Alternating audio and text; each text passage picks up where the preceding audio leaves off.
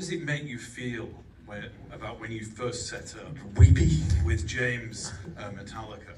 I mean, did you have a vision then? Could you put it into words, or was it just fuck yeah, let's do this? And are you galvanized to take the band into a new chapter when you see all these fans saying what they're saying? Well, thank you for that.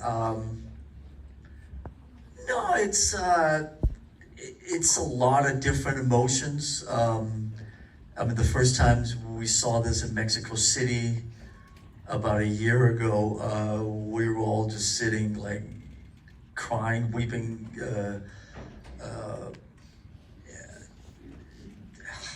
proud, I don't know, sort of just appreciative, grateful, probably mostly. I mean, the craziest thing for me, because, you know, when James and I started, I was 17, and so this is basically this is the only thing I've ever done in my life. And so, you know, when you watch this movie, when we watched it the first time, it's basically like your whole life in front of your, flashing in front of your eyes. This is not just a part of it. And then when I was doing that, and then, you know, this is everything I've ever done other than the first 16 years of attempting to play tennis. And so from 17 on, this is it. You're looking at my life. So it's kind of a bit of a mind fuck. The sort of you know, the fact that it's still connecting, the longevity of it. That's in the purest moments. It's being probably dumbfounded by the fact, because if you and I were sitting here, or whatever, sitting anywhere in 1983. Right, 42 years ago, going. In 2025, 42 years from now, we'll be sitting in a movie theater looking at all this, and, you know, Grammys and stadiums, and like I said, that would not be an option of how that was going to play out. Also, because in 1980 whatever, nobody, I mean, when we started Metallica, I love to get people's reaction when I say this. When we started Metallica, Paul McCartney, Mick Jagger, all those guys, they were still in their 30s.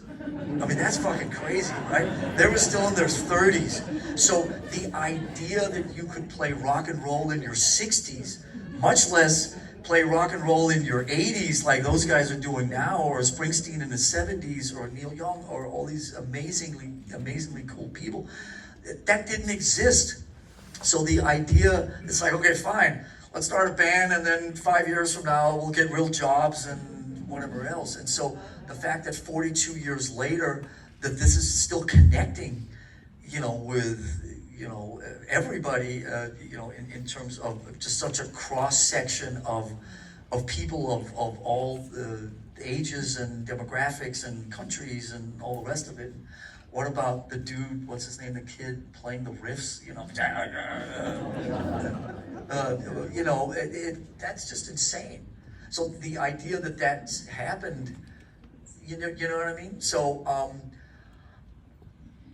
and to the other part of your question, I don't know if it's, certainly that appreciation and being grateful is a part of everything that we do. I don't know if I can pinpoint and say, you know, in 72 seasons, that song has some of that in it, or on, you know, the next album, I don't know yet.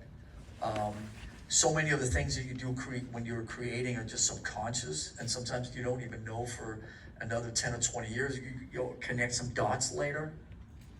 But I'll keep your question in mind. Thank you. Okay, so I know